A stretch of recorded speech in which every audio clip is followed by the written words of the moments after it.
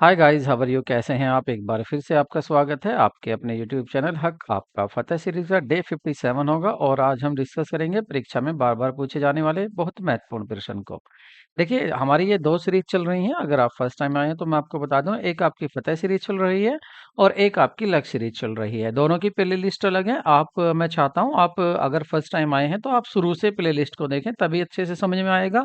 हमने डिटेल में देखिए, अब तो क्वेश्चंस चल रहे हैं, लेकिन हमने डिटेल में टॉपिक वाइज़ आपको बताया है। जो भी टॉपिक है, जैसे कि आपकी पार्टनरशिप है, क्या होती है, कैसे क्वेश्चन वहाँ से बन सकते हैं, वो हमने पूरी कराई है। आपकी कंपनी पूरी कराई है, आपकी मैनेजमेंट अकाउंट है, फाइनेंस या आपकी कॉस्ट अकाउंट है, ये सभी हमने वहाँ पर आपको वीडियो दी है। तो फतेह सीरीज को आप शुरू से ही देखें। लक्ष्य सीरीज के बारे में भी यही है कि आप अगर वो फर्स्ट टाइम आए हैं तो लक्ष्य सीरीज को भी शुरू से देखें। उसमें आप देखेंगे कि आपका डबल डबल बेनिफिट है। उसमें डबल बेनिफिट ये है कि देखिए, बीएसटी और इकोनॉमिक्स, बीएसटी और एंटरप्रेन्योरशिप के लिए तो चल ही रही है वहाँ क्लास।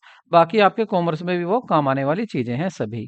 तो अगर आप फर्स्ट टाइम चैनल पर आए हैं तो प्लीज़ चैनल को सब्सक्राइब कर लें, क्योंकि आपने देखा है काम हम करो जा रहे हैं। बेशक हमारे पास 60 या 61 सब्सक्राइबर हों, लेकिन जब हमारे पास केवल 40-50 सब्सक्राइबर थे, उसके लिए भी हमने बीपीएससी के लिए फुल कोर्स कराया था। एक भी दिन की छुट्टी नहीं करी थी जब तक, और इतनी जल्दी कोर्स पूरा कराया था, शायद ही कोई इतने जल्दी कराए। वो प्ले लिस्ट हमारी अब भी है, आप उसको देख सकते हैं। एचटेट की भी तैयारी कराई थी हमने, आपकी एचटेट की भी तैयारी कराई थी, तो आप उसको देख सकते हैं हमने कितनी जल्दी कराई थी। पूरी प्लेलिस्ट उसकी अलग बनी हुई है। आपको अगर जल्दी तैयारी करनी है तो आप हमारी प्लेलिस्ट को देख सकते हैं। फ्री ऑफ कॉस्ट पूरी हमारी वहाँ प्लेलिस्ट मिल जाएगी।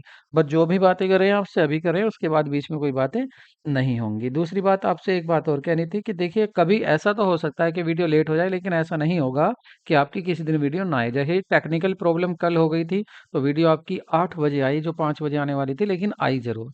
तो शुरू करते हैं आज की क्लास को। बहुत ही महत्वपूर्ण प्रश्न है। देखिए, पहला ही प्रश्न बहुत ही इंपॉर्टेंट प्रश्न आया है। आप इसको देखिए। देखिए, इसमें क्या कहा है कि ए और बी दो पार्टनर हैं, उनका प्रॉफिट शेयरिंग रेशियो क्या है? 3:2। सी को वो एडमिटेड करते हैं और C with 1/5 share in the profit. Profit में वो कितना हिस्सा लेगा? 1/5 का। ठीक है, 1/5 सी को चाहिए और वो 10,000 कैपिटल लेकर आ रहा है। तो पूछ रहे हैं कि बताइए बी की एडजस्टेड कैपिटल क्या होगी? बी की एडजस्टेड कैपिटल मतलब इसके हिसाब से, सी के हिसाब से उसकी कैपिटल कितनी होनी चाहिए? तो देखिए, सी कितने ला रहा है कैपिटल? 10,000। तो सी ब्रिंग्स, सी लाता है, सी लाता है कैपिटल, सी ब्रिंग्स कैपिटल फोर कितने हिस्से के लिए? 1/5 शेयर के लिए। 1/5 भाग के लिए कितनी कैपिटल लाता है? 10,000 रुपये लाता है।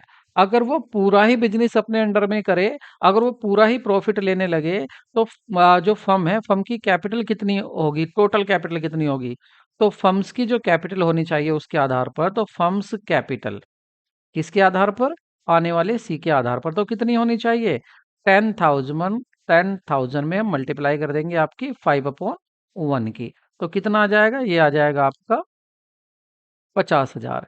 यानी कि फर्म की टोटल कैपिटल कितनी होनी चाहिए? 50,000। अब यहाँ पर ये तो होगी फर्म की टोटल कैपिटल, लेकिन अब हम इसमें ये देखेंगे कि अगर इस ए का और बी का क्या हिस्सा है, उनके पास कितनी कैपिटल होनी चाहिए। तो देखिए, ए का नया प्रॉफिट शेयरिंग रेशियो क्या होगा, पहले वो देखते हैं। तो देखिए, बी कितना लेगा? बी का जो शेयर होगा, बीज शेयर, बी का शेयर, न्यू कौन सा? न्यू नया वाला शेयर जो होगा बी का, वो कितना होगा? देखिए, जब आप इसको दे देंगे, आने वाले सी को दे देंगे 1/5, तो जो भी प्रॉफिट होगा उसमें एक में से 1/5 तो इसे दे दोगे, कितना बचेगा? 4/5। देखिए, अगर मेरे आप पुराने सब्सक्राइबर हैं तो आपको पता होगा ये 4/5 कैसे बचा। वन में से जब भी 1/5 माइनस करना हो, तो आप ऊपर वाले वन को नीचे 5 में से कम कर दो तो 4/5 आ जाएगा। अगर वन में से 1/3 माइनस करना हो, 1 - 1/3 करना हो, तो आप सिंपल 3 में से ही ऊपर वाला 1 माइनस कर दो, क्या बचेगा? 2/3। और आप करके देख लो इनको। तो अगर यहाँ पर आने वाले सी को कितना दिया? 1/5 दे दिया, तो बचा कितना? 4/5 बचा। अब 4/5 में बी का हिस्सा कितना होगा? तो बी अपने रेशो में बांटेंगे ये भी, तो बी कितना लेगा 4/5 का? 2/3 to 5, 5 ये हिस्सा होगा। तो कितना हो जाएगा? 4 × 2 = 8 और 25। तो इसका हिस्सा कितना हो जाएगा? 8/25। और अगर ए की बात करें तो एज न्यू शेयर क्या होगा, ए का भी निकाल लेते हैं, चलो वैसे जरूरत नहीं है। तो एज न्यू शेयर क्या होगा ये भी निकाल लेते हैं। तो 4/5 तो बचा था किसको, सी को देने के बाद। तो इसमें से ए कितना ले लेगा, 3/5 ले लेगा, तो इसके पास कितना बच जाएगा, इसका बच जाएगा 12/25।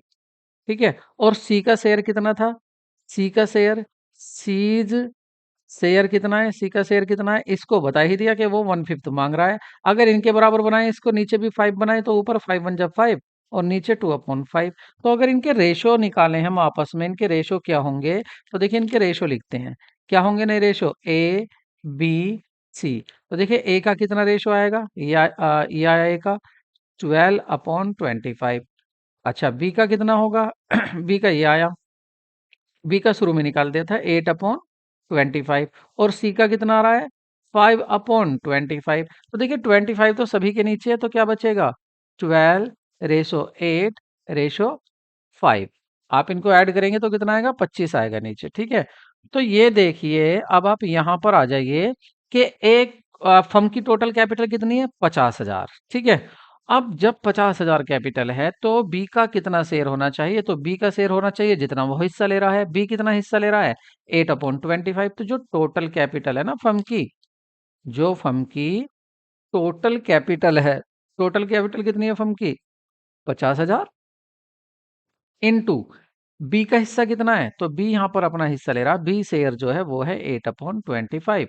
इससे आप डिवाइड कर दीजिए, 25 टू जा और कितना 2000 आया, 2000 की मल्टीप्लाई करेंगे आप इसमें, आ जाएगा आपका 16,000, 16,000।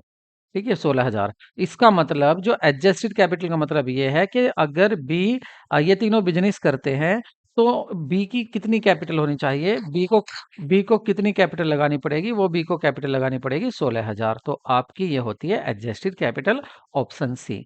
ठीक है समझ में आ गया। आने वाले को कितना देना था 15, 15 के लिए वो कैपिटल कितनी ला रहा है 10,000।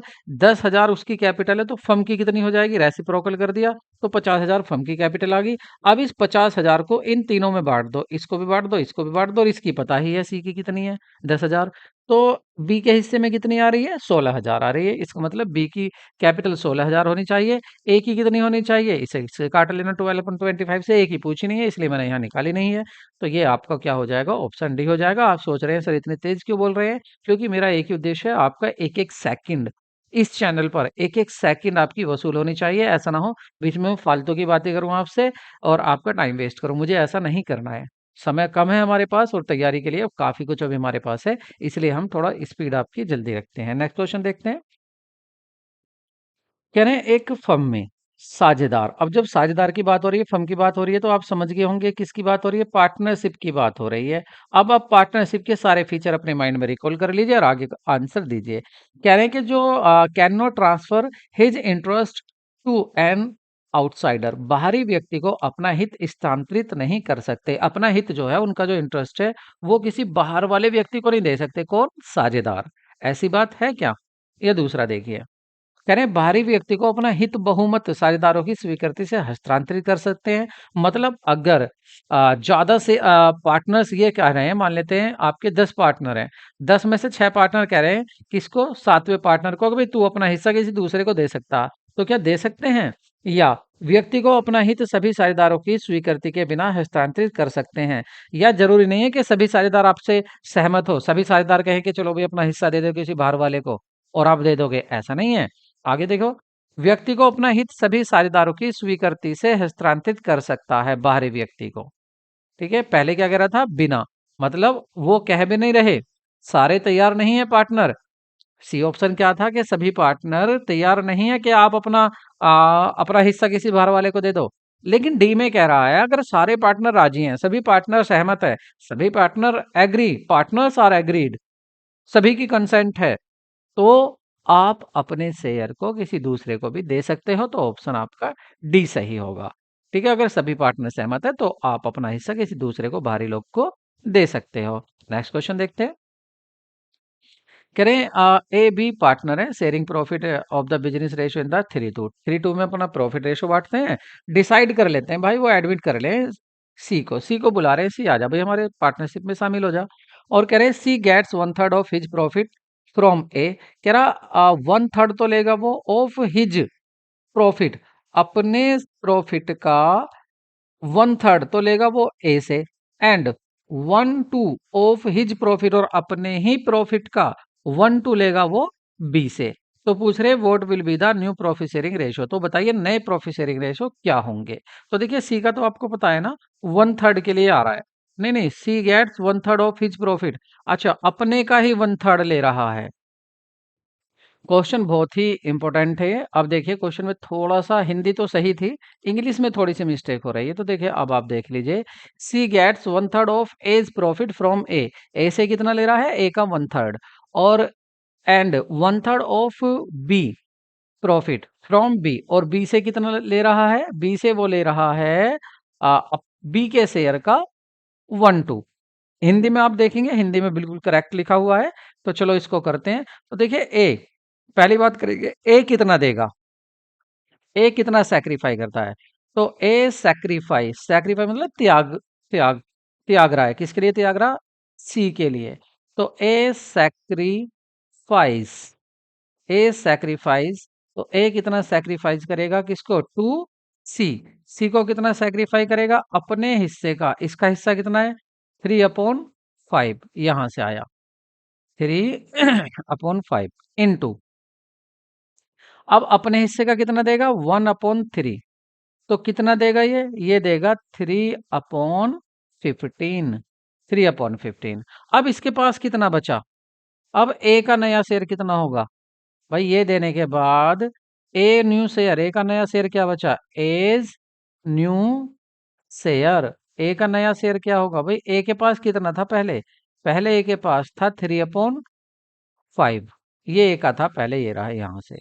इसने इसमें से ये दे दिया किसको, ये दे दिया इसने सी को, तो इसको हटा दो 3/15। तो अब देखिए ए के पास कितना बच रहा है अपना नया शेयर, एलसीएम ले लेंगे कितना, 15, 5 से इसको करेंगे 3, 3 3 9, माइनस 15 से 15 3, तो इसके पास जो नया बचा वो बचा 3/15, ये तो बचा इसके पास। अब चलते हैं किसके, बी की बात कर लेते हैं। तो बी कितना सैक्रिफाई करेगा, बी सैक्रिफाई, बी त्याग करता है, बी देता है सैक्रिफाइस टू सी, सी को कितना दे रहा है ये, तो जो बी को पहले मिलता था कितना, 2/5, इसका 1/2 दे रहा है। तो कर लीजिए कितना आया, ये आया 2/10, 2/10 आ गया। अब जब बी ने इतना तो दे दिया, तो बी के पास कितना बचा, तो बी के पास बचा जो बी का नया शेयर होगा, बीज न्यू शेयर, बीज न्यू शेयर, बी का नया शेयर क्या होगा ये निकालते हैं। तो क्या होगा बी का नया शेयर, देखिए पहले कितना मिलता था बी को, पहले मिलता था 2/5, माइनस, अब इसने सी को कितना दिया, इसने दिया 2/10, तो 2/10 को माइनस कर दो, एलसीएम लेंगे आप, एलसीएम लेके सोल्व कर लीजिए, क्या लेंगे एलसीएम, 10 लेंगे, 5 से 10 को काटेंगे, 2 आया, 2 2 जा 4, माइनस 10 से 10 काटा आपका 1 आया, 1 2 जा 2, तो ये बचा इसके पास 2/10। ठीक है, ये हो गया दोनों का, भाई इनके पास तो ये बचा, किसके पास, ये बात कर रहे थे हम किसकी, ए और बी की।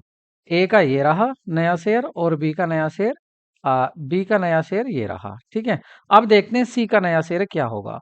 तो सीज, सीज शेयर क्या होगा, इसका नया या पुराना तो नहीं कह सकते क्योंकि ये तो अभी आया है।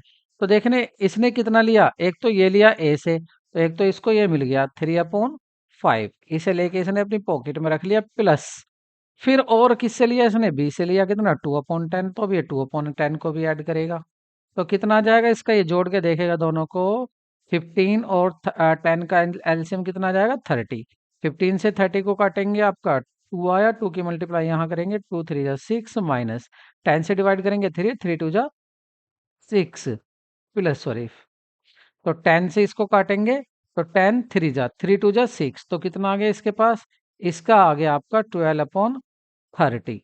अब तीनों के आपके पास नए शेयर हैं, देखो इसके पास, इसका शेयर ये रहा, ए का शेयर ये रहा, और बी का शेयर ये रहा, सभी के हो गए। अब इनके रेशो बना लेते हैं, देखते हैं रेशो कैसे कैसे आते हैं इनके। ठीक है, रेशो देखते हैं किसके, इन तीनों के रेशो क्या आएंगे, ये देखते हैं चलो। तो देखिए new profit sharing ratio, new profit sharing, यही तो पूछा था आंसर में, रेशो। तो क्या होगा, इनके जो शेयर है उनको रेशो में लिख दो। देखिए ए का कितना था, ए का था नया 3/15 इज टू, बी का कितना था, बी का था 2/10 इज टू, सी का कितना है 2/30। अब यहाँ पर इनके सब के नीचे आपको इक्वल करना है, मतलब 30 कर लीजिए। तो यहाँ तो 30 है ही, यहाँ करना पड़ेगा। तो आप क्या करेंगे, जब यहाँ 30 करोगे तो 15 में किसकी मल्टीप्लाई करोगे, 2 की, तो ऊपर भी 2 की करनी पड़ेगी। तो ये हो जाएगा 6/30। ठीक है, 6/30। दूसरा क्या है यहाँ, यहाँ है 10, तो 10 में 3 की मल्टीप्लाई करनी पड़ेगी। तो 3 के ऊपर करोगे, 3 2 जा 6, 6/6 हो जाएगा आपका 30, 6/30।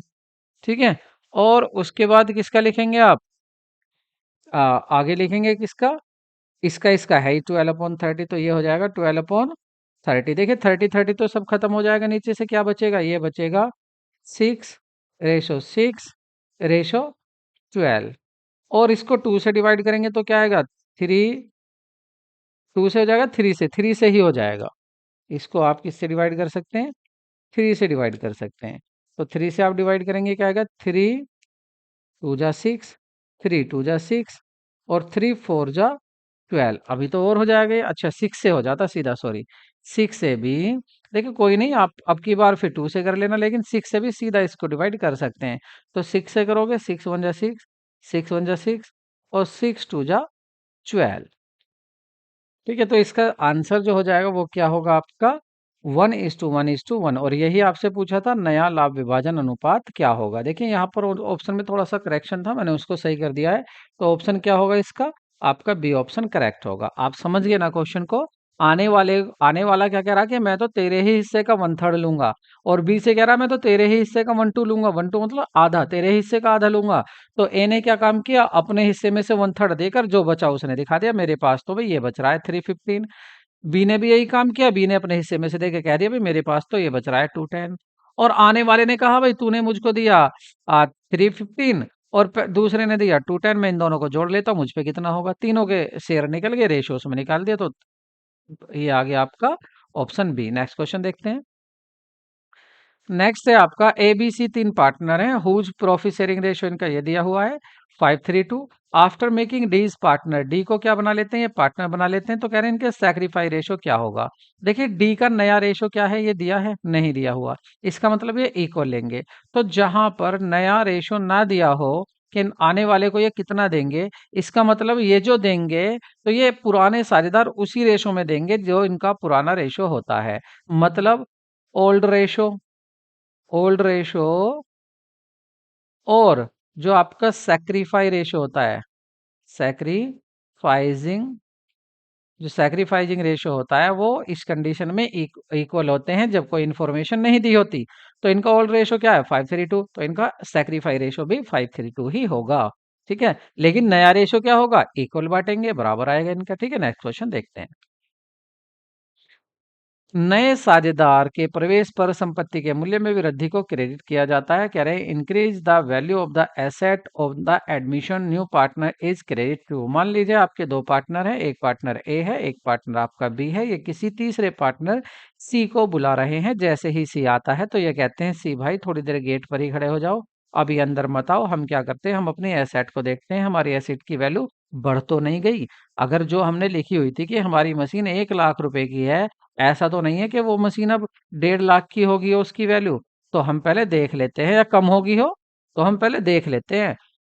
क्योंकि हमारे हमने ऐसे काम किए हैं, ऐसी ऐसी देख रेख करी है उसकी कि हमारी एसेट की वैल्यू बढ़ रही है। तो ये तो प्रॉफिट है हमारा, और ये प्रॉफिट हमारा है हम दोनों का। अभी आप मत आओ अभी, क्योंकि इस प्रॉफिट को हम बांट लें। तो जो भी इन्हें प्रॉफिट हो रहा है एसेट को बढ़ने से, एसेट की मूल्य में इंक्रीजमेंट होने से जो इनको प्रॉफिट हो रहा है ए बी को, ये ए बी ही बांट लेंगे। तो इसके लिए ये क्या करते हैं कि अकाउंट बनाते हैं, उसका नाम होता है profit and loss appropriation, revaluation account. Revaluation मतलब दोबारा से वैल्यूएशन। तो यहाँ पर क्या दिया हुआ आपको देखिए, उसका दूसरा नाम होता है profit and loss adjustment account, लाभ हानि समायोजन खाता।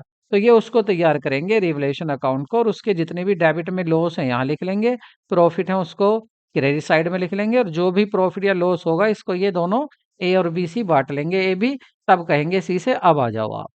ठीक है।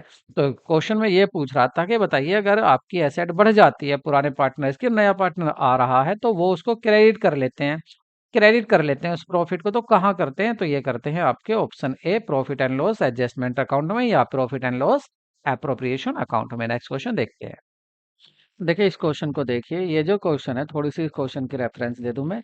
देखिए ये क्वेश्चन आपका यूपी पीसीएस ने, यूपी आयोग ने, ये क्वेश्चन आपका 1994 में जो प्री एग्जाम हुआ था उसमें भी पूछा था, और आयोग ने इसका आंसर माना था आपका सी। पहली बात तो मैं आपको ये बता दूं, आयोग ने इसका आंसर माना था कि आपको यहाँ पूछ रहा है कि कितनी क्रेडिट की जाएगी, तो आयोग ने इसका आंसर दिया था कि इसका आंसर होगा आपका 65,000। ये, और आयोग ने इसका जो वो दिया था तो उसने बताया था कि देखिए जनरल एंट्री ये होगी कि गुडविल अकाउंट डेबिट होगा, कितने से? 65,000 रुपये से, और इन दोनों के अकाउंट होंगे क्रेडिट, ए का और बी का, कितने कितने से? 26,000 से और 39,000 से। ठीक है, ये तो थी आयोग की बात। अब आ जाइए आप अपनी बात कर लीजिए। अब आप बताइए आप इसको कैसे करेंगे। ठीक है, अब आप सुनिए कैसे करेंगे। देखिए क्वेश्चन पढ़िए, पहले कह रहा है ए बी दो पार्टनर हैं और प्रॉफिट रेशो क्या है इनका? 2:3 है। ठीक है, गुडविल जो अपीयर हो रही है in the book of the firm 10,000, मतलब 10,000 आपकी गुडविल पहले से ही पुराने पार्टनर ने दिखाई हुई है, जो कि नहीं होनी चाहिए, ऐसा नहीं दिखानी चाहिए। तो कितनी दिखा रखी है? 10,000। सी ज्वाइन करता है फर्म को 1/5 शेयर के लिए, कितना शेयर मांग रहा है? 1/5 मांग रहा है। ठीक है, और his share of goodwill is estimated to be 15,000, उसका शेयर कितना माना जाता है कि भाई 15,000 तुझे गुडविल लानी है, सी से कह रहे हैं।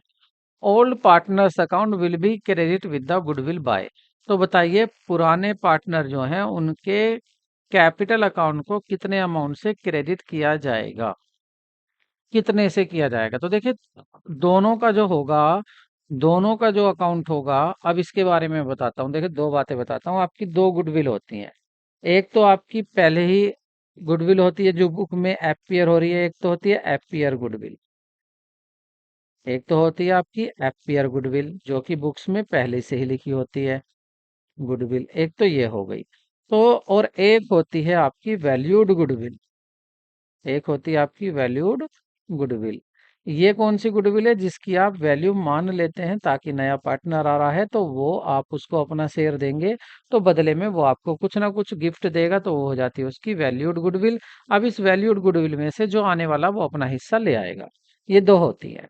ठीक है, अब इनका ट्रीटमेंट क्या है? इनका ट्रीटमेंट सुन लीजिए। इनका ट्रीटमेंट है कि जो एपियर गुडविल होती है इसको रिटर्न ऑफ कर लेते हैं। रिटर्न ऑफ मतलब खत्म,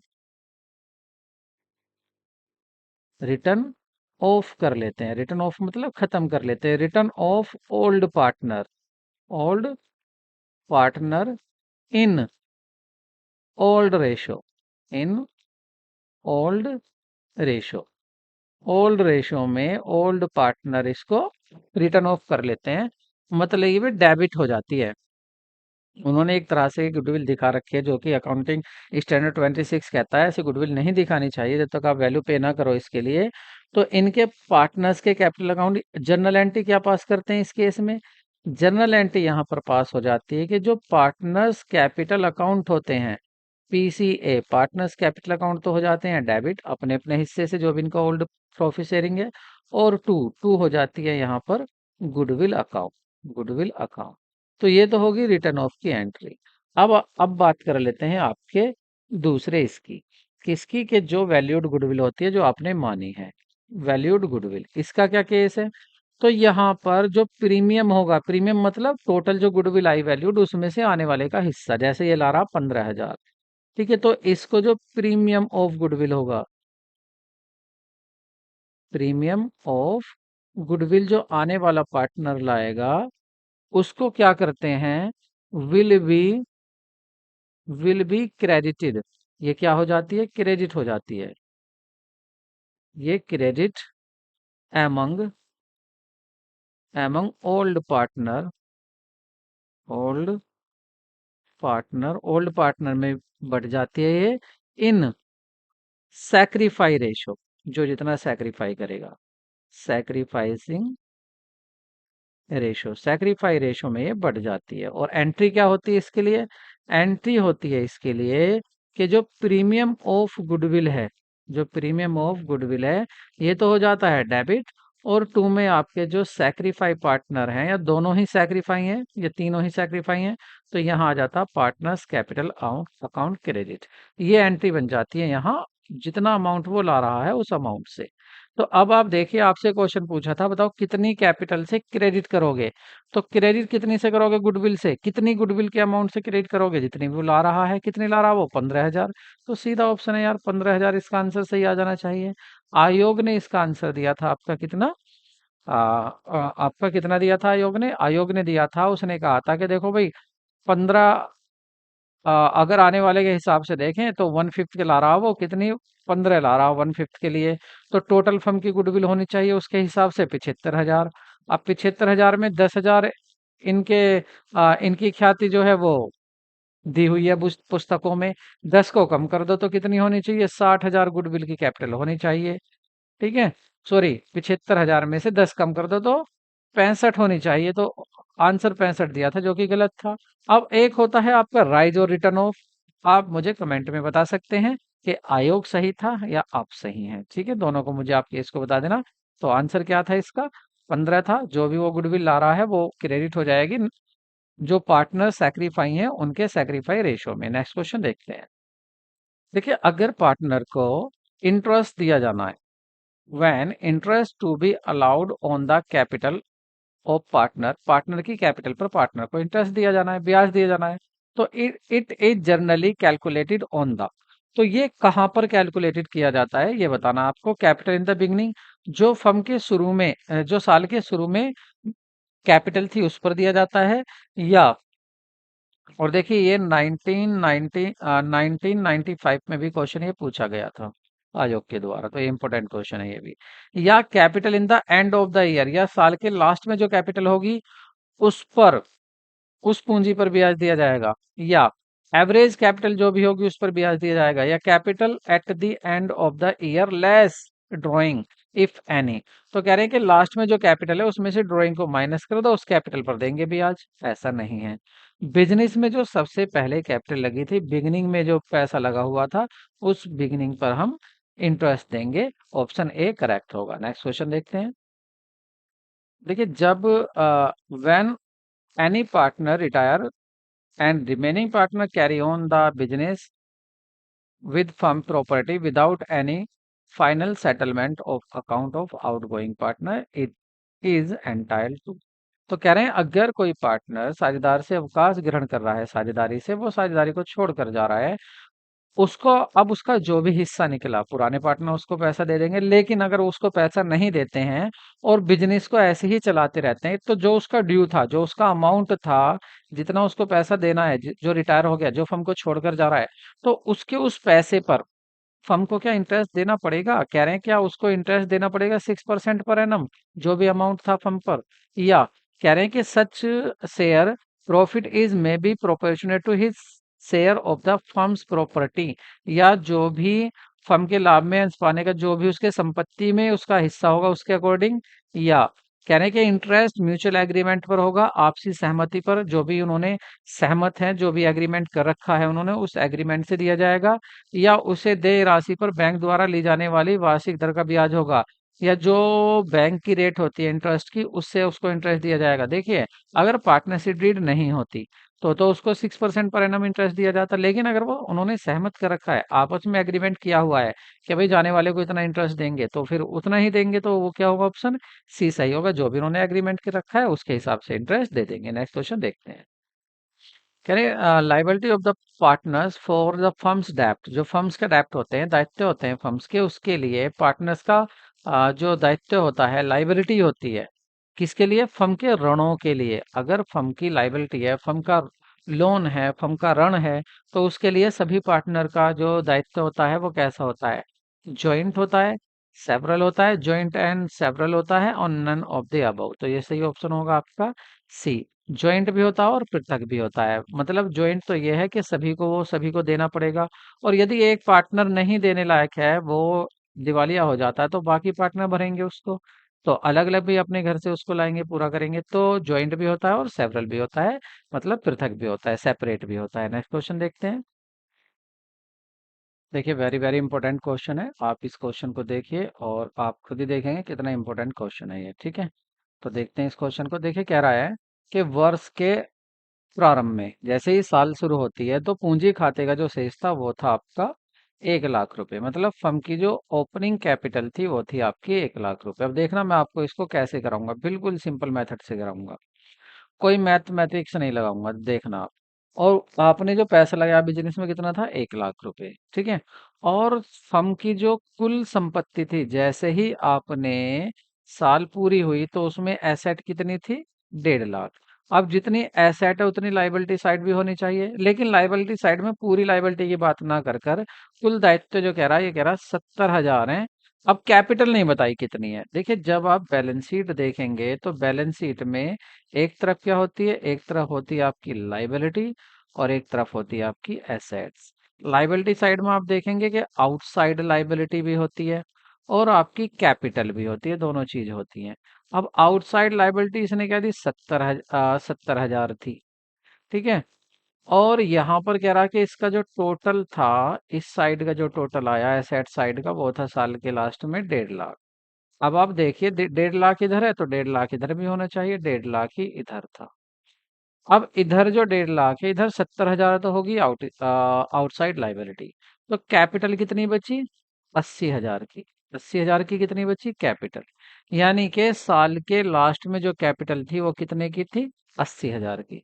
अब आप सोचेंगे, यार बिजनेस में पैसा लगाया तो था 1 लाख, लगाया तो था 1 लाख, और साल के लास्ट में हम देख रहे हैं कि कितना रह गया?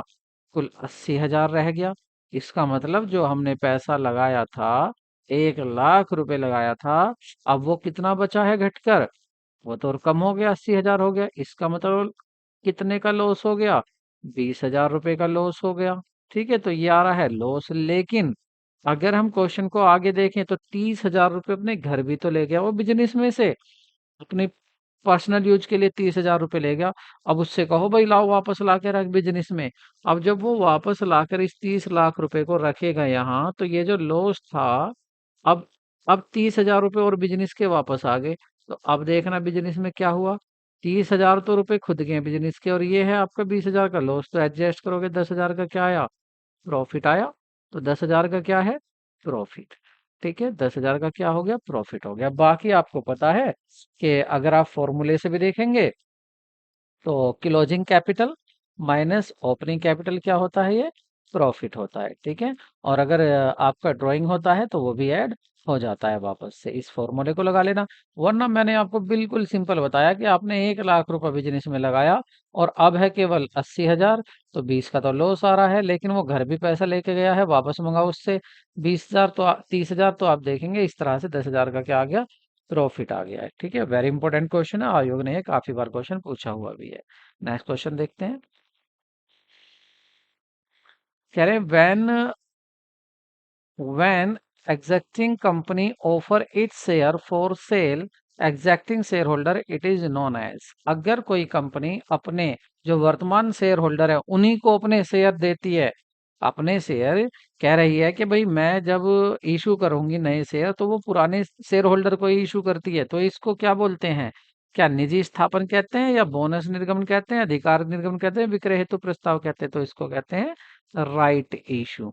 राइट इशू मतलब आपका अधिकार निर्गमन। मतलब पुराने पार्ट कंपनी क्या करेगी, कंपनी के जो शेयर होल्डर है, माना कंपनी के पास 1,000 शेयर होल्डर है, इनके पास शेयर है।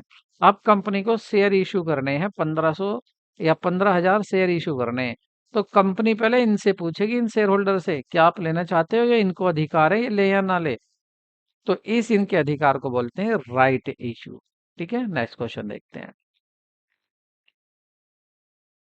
A, B invest 2 lakh, 1 lakh respectively partnership and agreed to divide profit and losses equally after the providing interest 10% per annum, original capital and salary 24,000 and 48,000 respectively. How much amount of E would we get if the profit net income before interest and salary 90,000। ये कह रहे हैं ना ही interest दिया है ना ही अभी salary दी है, उससे पहले सैलरी भी देनी है इंटरेस्ट भी देता है, लेकिन फर्म को कितना प्रॉफिट हुआ है? 90,000 का प्रॉफिट हुआ है। अब ये कह रहे हैं अब इसमें से हमें अभी सैलरी भी देनी है और आपका इंटरेस्ट भी देना है दोनों को। तो आफ्टर आफ्टर बाद में मतलब किसके बाद में? Interest interest and salary. Interest और सैलरी देने के बाद प्रॉफिट कितना होगा ये देखते हैं। तो प्रॉफिट कितना होगा? देखिए 24,000 तो देना है क्या? इंटरेस्ट दोनों को, और 48,000 क्या देना है दोनों को कुल? ये देनी है दोनों को सैलरी। तो 24 और 48 72 हो जाएंगे, तो 72,000 रुपये ये खर्चा हो गया फर्म का। अब फर्म का प्रॉफिट कितना बच रहा है? ये बच रहा है फर्म का प्रॉफिट 18,000। ठीक है, 18,000 में से ये क्या करेंगे? 9,000 मिल जाएंगे ए को प्रॉफिट के और 9,000 रुपये मिल जाएंगे बी को। अब देखते हैं ए को क्या क्या मिला। आ जाइए ए को क्या क्या मिला है। ठीक है, ए को देखते हैं यहाँ क्या क्या मिला। देखिए ए को जो मिला है यहाँ पर, पहली बात तो ए को प्रॉफिट में से हिस्सा मिल गया कितना? 9,000 तो हो गया प्रॉफिट। एक और 9,000 तो मिल गया प्रॉफिट। दूसरा ये जो 24,000 दोनों को मिले थे इंटरेस्ट के, तो 24 में 12,000 किसको मिले? 12,000 ए को मिले। और 48,000 जो इनको मिले थे दोनों को सैलरी, तो 48 का आधा 24,000 मिल गए किसको? ए को सैलरी के मिल गए। तो ए को कितना मिल गया? ऐड कर लेते हैं, 9 2 11 और 5 15, 5 3 और 1 4, 45,000। तो 45,000 रुपये किसको मिल गए? ये ए को मिल गए। बी को भी इतने मिलेंगे, डोंट वरी। तो दोनों को इतने मिल गए आपको। ठीक है, तो ऑप्शन जो होगा आपका ए करेक्ट होगा। नेक्स्ट क्वेश्चन देखते हैं। नेक्स्ट क्वेश्चन है आपका, when a partner is guilty of fraud on the negligence within the scope of his authority, जब एक साझेदार कपट या लापरवाही के लिए अपने अधिकार के अंतर्गत दोषी माना जाता है, तो उसको दोषी माना गया है तो क्या होगा? Only he will be liable for his act, केवल वो अपने काम के कृत्य के लिए उत्तरदायी होगा। या इंक चेंज कर लेते हैं, या ही कैन बी एक्सप्लेड, वह निकाला जा सकता है, बचाया जा सकता है। या सभी साझेदार उत्तरदायी माने जाएंगे यदि इस संबंध में करार हो, जो भी एग्रीमेंट हो। या सभी साझेदार उत्तरदायी होते हैं चाहे ऐसा कोई करार हो या ना। कहने का मतलब ये है ए बी सी तीन पार्टनर है और सी फर्म में से जाकर कुछ ऐसा काम कर देता है जो कि नहीं करना चाहिए था, गैर कानूनी था। तो अब और इसी बिजनेस में करता है, तो इस बिजनेस का नाम ही बदनाम होगा। सभी लाइबल होंगे चाहे कोई एग्रीमेंट हो या ना हो, सभी लाइबल होंगे, सभी की लाइबिलिटी होगी अगर ये कुछ ऐसा काम कर देता है इस बिजनेस में। जो क्योंकि ये तो बिजनेस सभी का है ना, और कर देता कौन है? सी कर देता है, तो सभी कौन होंगे? रेस्पॉन्सिबल इस काम के लिए होंगे। इसका मतलब ऑप्शन डी सही होगा। नेक्स्ट क्वेश्चन देखते हैं। प्रत्येक अंश के आवेदन पर देय धनराशि अंशों के अंकित मूल्य से निम्न में से प्रतिशत से कम नहीं होनी चाहिए। कह रहे हैं कि अगर आप शेयर इशू कर रहे हैं, कंपनी शेयर इशू कर रही है, तो जो एप्लीकेशन मनी है वो कम से कम कितनी होनी चाहिए? कम से कम कितनी होनी चाहिए? तो कम से कम 5% होनी चाहिए। जो भी फेस वैल्यू है, जो भी शेयर की फेस वैल्यू है, उसका 5% कम से कम आपको मांगना पड़ेगा। ऑप्शन आपका ए सही है। नेक्स्ट क्वेश्चन देखते हैं। एक्स वाई एक साझेदार सहमत हुए हैं। एक्स जो है हुए हैं, एक्स जो है 5,000 रुपए की संपत्ति लाता है, मतलब दो पार्टनर हैं एक्स और वाई। ठीक है, और एक्स क्या करता है? 5,000 रुपए लाता है बिजनेस में लगाने के लिए और कहता है कि मैं साझेदारी में आधा समय दूंगा, मतलब मैं आधे दिन तक ये काम करूंगा, बस ऐसे मान लेते हैं। वाई क्या करता है? 20,000 रुपए लाता है। वाई लाया 20,000 रुपए नगद और कहता है कि मैं पूरे दिन बिजनेस में रहूंगा, ये फुल डे रहेगा, पूरे दिन ये बिजनेस में रहेगा। ठीक है, तो कह रहे हैं कि अब बताइए और साझेदार किस अनुपात में अपना लाभ बांटेंगे? अब जो प्रॉफिट होगा उसको कैसे बांटेंगे? एक कम समय दे रहा है, एक ज्यादा समय दे रहा है, एक कम पैसे दे रहा है, एक ज्यादा पैसे दे रहा है बिजनेस में। लेकिन जब कोई एग्रीमेंट है ही नहीं, तो इसका मतलब पार्टनरशिप डीड नहीं है, तो इसका मतलब ये प्रॉफिट कैसे बांटेंगे? इक्वल बांटेंगे, बराबर बराबर, मतलब 1/1 बांटेंगे। ठीक है, आधा आधा बांट लेंगे बराबर। नेक्स्ट क्वेश्चन देखते हैं। क्वेश्चन काफी अच्छा है। देखिए यहाँ पर क्या है, दो पार्टनर हैं ए बी, ये पार्टनरशिप को चला रहे हैं, इनका रेशो क्या है? 3:1 है। ये तैयार होते हैं, सी को ला रहे हैं, और सी कहता है C gives 1/4 of the future. Future में जो सी को देंगे 1/4 देंगे, which he share with A and B in the ratio of 2:1। The new profit sharing ratio क्या होगा? तो देखिए सी का नया रेशो क्या है, सी शेयर क्या है, सी का जो शेयर होगा आने वाले का, सी का शेयर होगा आपका 1/4। ठीक है, और 1/4 को वो कह रहा है कि जो 1/4 शेयर है वो कह रहा है कि इसको मैं 2:1 में लूंगा, मैं प्राप्त करूंगा। किससे प्राप्त करेगा? प्राप्त करूंगा, कौन कह रहा है? ये कह रहा है आपका आने वाला। ठीक है, कितने करूंगा, और किस रेशो में करेगा? 2:1 करेगा। किससे करेगा? ए बी से करेगा। तो इसको 1/2 के इसके दो पार्ट कर लेते हैं। ठीक है, 1/4 का 2/3 इसमें बांट रहा हूं मैं 2:1 में, तो कितना आ जाएगा? ये आ जाएगा आपका 2/12। 2/12 तो लेगा ये ए से, और इसका अब कर लेते हैं 1/4 का 1/3, तो ये कितना आ जाएगा? ये आ जाएगा 1/12। तो 2/12 तो लेगा ये ए से, और 1/12 लेगा ये बी से। ठीक है, तो नया लाभ अनुपात क्या होगा? तो देखिए नए लाभ अनुपात की अगर यहाँ बात करें, तो यहाँ पर जो ए का कितना होगा, ए का नया शेयर देखते हैं। ए न्यू शेयर, ए का नया शेयर देखते हैं। तो ए का नया शेयर क्या होगा? ए को पहले कितना मिलता था? ए को मिलता था 3/4। कहाँ से लिख रहा हूं मैं? यहाँ से 3/4 माइनस, इसने कितना दे दिया? इसने दे दिया 2/12। किसको? सी को दे दिया। तो 2/12 यहाँ से कम कर देते हैं, कितना बचेगा? इसका बचेगा, एलसीएम लेंगे कितना? 12 एलसीएम लेंगे तो 4 से काटेंगे 3, 3 3 9, माइनस 12 से 12 2, तो ये आ जाएगा इसका 7/12। ये तो इसके पास बचा। ठीक है, इसी तरह से देखते हैं बी का नया शेयर क्या होगा। तो बीज न्यू नया शेयर, बी का नया शेयर क्या होगा? तो बी को पहले कितना मिलता था? पहले मिलता था, यहाँ से देखते हैं 1/4, 1/4 इसमें से कितना दे दिया इसने? 1/12 दे दिया, तो माइनस कर देते हैं 1/12। तो एलसीएम लेंगे आपका, ठीक है, एलसीएम लेंगे कितना? 12। तो इसको कम कर देते हैं, तो आप लेंगे तो एक मिनट, यहाँ से ये 12 लिख देता हूँ मैं सही। तो 1/12 कम करें, तो 12 एलसीएम लिया, 3 3 जा 3 1 जा 3, और 12 से 12 कट जाएगा -1, तो इसका बचेगा आपका 2/12। ये तो आगे इनके नए रेशो। और सी का आपको पता है 1/4, तो तीनों के इनके नए प्रॉफिट शेयरिंग रेशो देख लेते हैं। तो क्या देखते हैं? न्यू प्रॉफिट शेयरिंग रेशो देखते हैं इन तीनों का। ठीक है, तो क्या होगा तीनों का न्यू प्रॉफिट शेयरिंग रेशो? देखो पहले ए का लिखो, ए का कितना है? ए का बचा नया, ये रहा 7/12, 7/12 इज टू। अब लिखते हैं बी का, बी का कितना है? 2/12। सी का कितना है? 1/4। नीचे सबके 12 कर लेते हैं, तो कितना आ जाएगा आपका? देखिए इसका तो ये 12 है ही, 7/12, और इसका कितना है?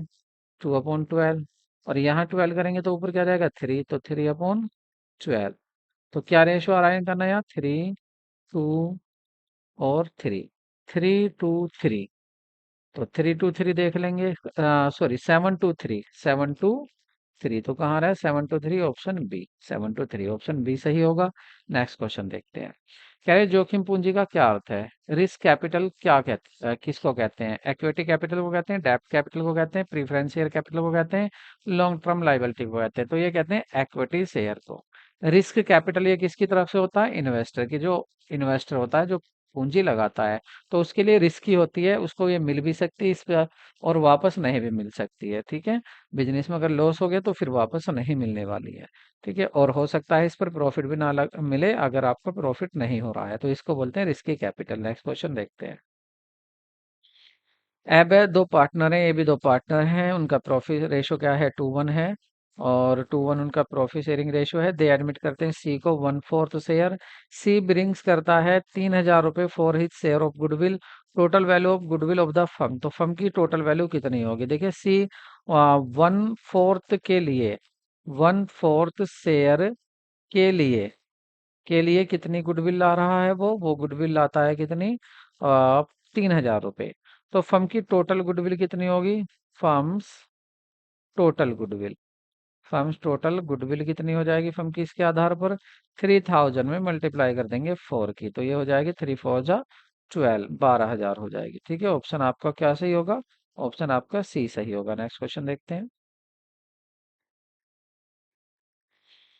आयगत व्यय का लाभ होता है चालू अवधि में होता है बस, या भविष्य की अवधि में होता है, गत अवधि में होता है, पिछली अवधि में, या ए और डी दोनों सही हैं?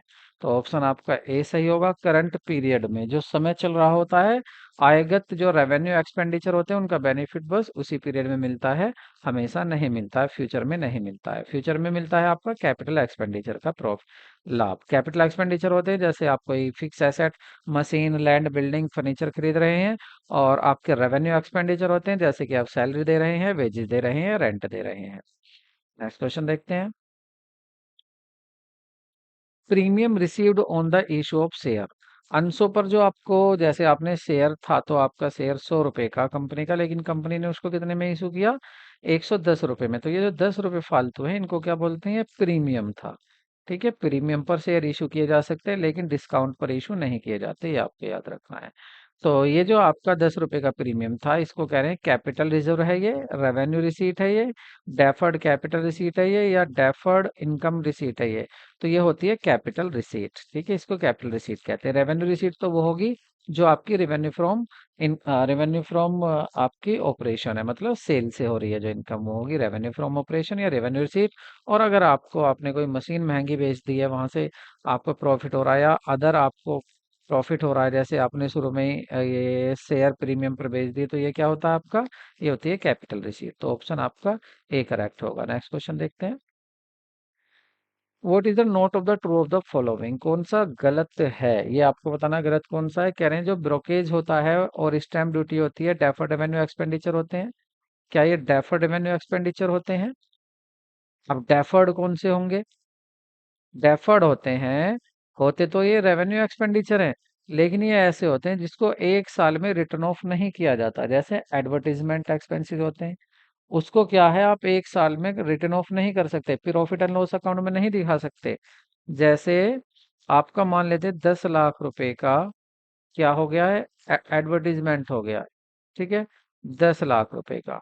तो 10 लाख रुपए में आप इस 10 लाख रुपए को आप सीधा प्रॉफिट एंड लॉस अकाउंट में तो दिखा नहीं सकते। आप क्या करेंगे कि 1 लाख को तो दिखा देंगे आप प्रॉफिट एंड लॉस अकाउंट में, और बाकी 9 लाख को कहाँ दिखा देंगे? आप धीरे धीरे हर साल 1 1 लाख रुपए रिटर्न ऑफ करते जाएंगे, इनको दिखा देंगे प्रॉफिट एंड लॉस अकाउंट में।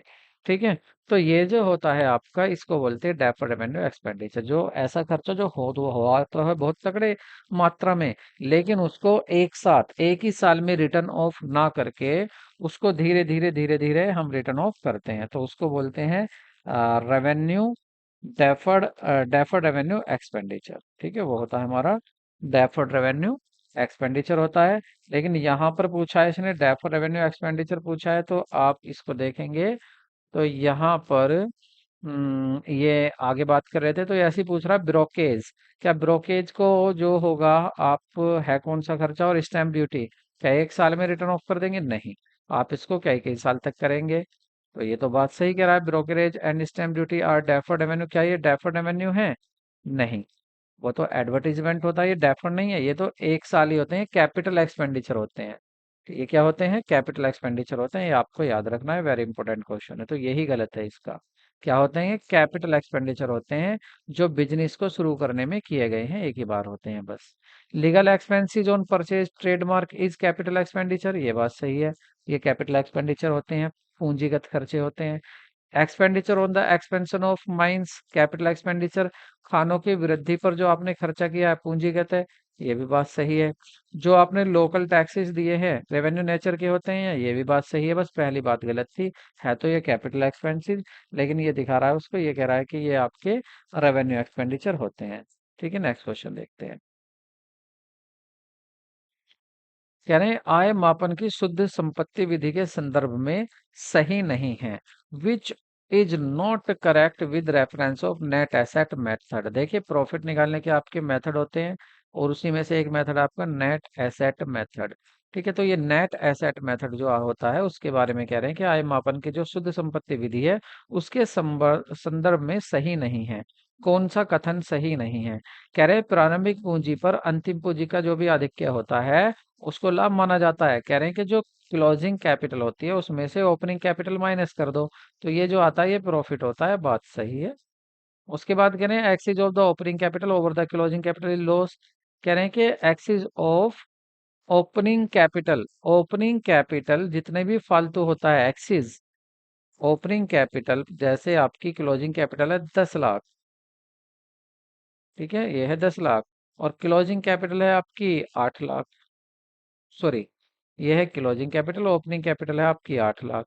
तो जितनी भी ये क्लोजिंग कैपिटल ज्यादा होती है ओपनिंग से उतना ही प्रॉफिट होता है, उतनी ही क्या करें ये हानि होती है। एक्सिस ऑफ ओपनिंग कैपिटल उल्टा है, ओपनिंग कैपिटल ज्यादा, ओपनिंग कैपिटल है ज्यादा और क्लोजिंग कैपिटल है कम, तो ये तो लॉस हो जाएगा। ये भी बात सही कह रहे हैं, लॉस हो जाएगा। जब आपने लगाया तो पैसा ज्यादा है लेकिन आपको मिल रहा है कम, तो ये तो बात सही है, लॉस हो जाएगा। आगे देखते हैं। तो आगे कह रहे हैं आपसे,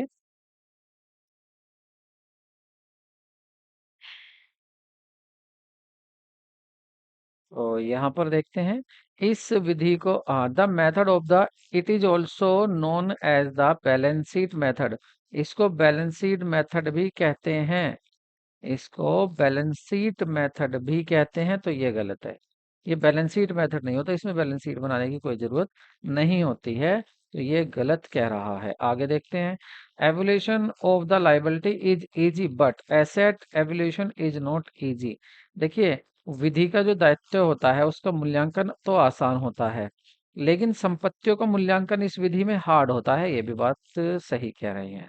लेकिन जो गलत है वो यही था कि यहाँ पर आपकी जो है इसको बैलेंस शीट मेथड नहीं कहते। देखिए मैंने बहुत मेहनत से आपकी ग्रेजुएशन की बुक में से ये क्वेश्चन बनाए हैं, क्योंकि आयोग ने ये काफी बार क्वेश्चन पूछे हुए हैं, इसलिए वीडियो को आप लाइक जरूर करें। काफी मेहनत लगी है इस वीडियो को तैयार करने में। नेक्स्ट क्वेश्चन देखते हैं। कह रहे हैं which of the method of business income measurement. व्यवसाय में आय मापन की विधियां निम्न में से कौन सी है? Net asset method. देखिए फिर ये नाम पूछे हैं उसके क्या क्या नाम है। ठीक है, किसकी बात हो रही है? इनकम मेजर, किसकी? Method of the business income measurement. तो इनकम मेजरमेंट का दूसरा नाम क्या है? कह रहे हैं ना इनमें कौन सा सही है? Which is method is income measurement. Net income measurement को नेट एसेट मेथड कहते हैं, profit and loss account method कहते हैं, बैलेंस शीट मेथड कहते हैं, या सभी? तो ये सभी होंगे। इसको net asset method, profit and loss account method और बैलेंस शीट मेथड सभी कहते हैं इनकम मेजरमेंट को। ठीक है, इनकम मेजरमेंट जो है आपका ये व्यवसाय की आय मापन की विधियों में ये सभी हैं आपके। ठीक है, ये सभी होते हैं। नेक्स्ट क्वेश्चन देखते हैं। Amount paid to lessor or landlord by the lessee to use asset is called. देखिए इस प्रकार की संपत्ति को प्रयोग करने के प्रतिफल के जो धनराशि दी जाती है व्यक्ति को। भाई मान लेते हैं एक ही संपत्ति है, ठीक है, बी उसको यूज कर रहा है, तो बी जो इसके बदले में अमाउंट दे रहा है, बदले में जो अमाउंट दे रहा है इस अधिकार में, कि ए ने इसको अधिकार दे दिया कि तू मेरी संपत्ति को यूज कर सकता है, तो इसको क्या कहते हैं? क्या मिनिमम रेंट कहते हैं? क्या इसको मिनिमम रेंट कहते हैं, या मिनिमम रेंट कहते हैं न्यूनतम किराया, या रॉयल्टी अधिकार शुल्क कहते हैं, या फ्रेट भाड़ा कहते हैं? इनमें से कोई नहीं, तो सही होगा आपका रॉयल्टी। ठीक है, अगर ए अपनी संपत्ति को बी को दे देता है या इसका अधिकार के तो इसको यूज कर सकता है, तो बदले में ये जो प्रतिफल देता है, जो पैसा देता है, उसको बोलते हैं रॉयल्टी। ठीक है, अब आप समझ गए होंगे कौन सी चैप्टर से, रॉयल्टी चैप्टर से मैंने ये क्वेश्चन बनाए हैं। नेक्स्ट क्वेश्चन देखते हैं। लघु कार्य के संदर्भ में सही कथन है। Correct statement regarding to short working. तो शॉर्ट वर्किंग के बारे में क्या सही है? कह रहे हैं कि short working is return of in the fix period. एक फिक्स पीरियड होता है, उस फिक्स पीरियड में ही आपको ये रिटर्न ऑफ करना है शॉर्ट वर्किंग। शॉर्ट वर्किंग मतलब, शॉर्ट वर्किंग मतलब ये है कि आपका काम, जो आपका मिनिमम रेंट था उससे भी कम आपकी आउटपुट हुई है, उससे भी कम आपका काम हुआ है। तो जो शॉर्ट वर्किंग है आपका, उसको आप रिटर्न ऑफ कर सकते हैं एक फिक्स पीरियड में, पहली बात। क्या ये कथन सही है? या short working is return for unlimited period, या अनलिमिटेड पीरियड में कर सकते हैं, या आप प्रोविजन इन द फिक्स और अनलिमिटेड पीरियड, या जैसा भी आपका प्रावधान हुआ है सीमित या असीमित अवधि के लिए, इनमें से कोई नहीं। तो सही आंसर होगा आपका सी। भाई जैसा भी एग्रीमेंट हुआ है, अगर एग्रीमेंट में ये बात हुई है कि आप 2 साल तक अपना रिटर्न ऑफ कर सकते हैं शॉर्ट वर्किंग को, तो आप 2 साल तक करोगे। अगर आप सॉरी, अगर आपका एग्रीमेंट है कि आप इसको अनलिमिटेड समय तक, जब तक आपका ये लॉस पूरा ना हो शॉर्ट वर्किंग, तब तक आप इसको पूरा कर सकते हैं, तो आप तब तक पूरा करेंगे। इसका मतलब दो, ऑप्शन सी करेक्ट होगा। नेक्स्ट क्वेश्चन देखते हैं। Which of the following is not correct? Correct कौन सा नहीं है? शॉर्ट वर्किंग क्या होता है? Minimum rent minus actual rent. सही नहीं बताना आपको। ये तो बात सही है, शॉर्ट वर्किंग तभी होगा ना कि आपका एक्चुअल रेंट, रियल में जो रेंट है वो मिनिमम रेंट से भी कम चला गया, माइनस हो रहा है उसमें से भी। या सरप्लस जो होगा, एक्चुअल रॉयल्टी में से आप मिनिमम रेंट माइनस करेंगे तो सरप्लस होता है, ये भी बात सही है। एक्चुअल रॉयल्टी ज्यादा है, मिनिमम रेंट कम है, ये भी सही है। कह रहे हैं कि एक्चुअल रॉयल्टी जो होती है वो minimum rent upon, minimum rent upon actual royalty, हाँ सॉरी, एक्चुअल रॉयल्टी और मिनिमम रेंट दोनों बराबर होते हैं, ये भी बात सही नहीं है। तो नन ऑफ द अबव, ऊपर में से कोई नहीं, कोई भी गलत नहीं है, सभी बातें सही थी। ये भी सही था, ये भी सही था, ये भी सही था। देखिए ये कम भी हो सकता है, ज्यादा भी हो सकता है, तो सरप्लस होगा। और एक्चुअल रॉयल्टी, मिनिमम रेंट भी कभी कभी ये भी दोनों बराबर हो जाते हैं। सभी बातें ये सही थी, इसलिए इसमें से कोई सा भी गलत नहीं था। नेक्स्ट क्वेश्चन देखते हैं। अधिकार शुल्क नहीं होता है, is not royalty. Mining, patent, copyright, oil walls, ठीक है, इनमें नहीं होता है रॉयल्टी। या ब्रिक्स, मेकिंग रॉयल्टी, या आपका प्रोडक्शन सेल, ट्रेडमार्क रॉयल्टी, या construction with machines, secret process, technical knowledge etcetera, इन सब में या इनमें से कोई नहीं। किसमें रॉयल्टी नहीं होता है? सभी में रॉयल्टी होता है, ठीक है, सभी में रॉयल्टी दे देते हैं, सभी में रॉयल्टी देते हैं, तो इसका मतलब ऑप्शन डी सही होगा। ठीक है, नेक्स्ट क्वेश्चन देखते हैं।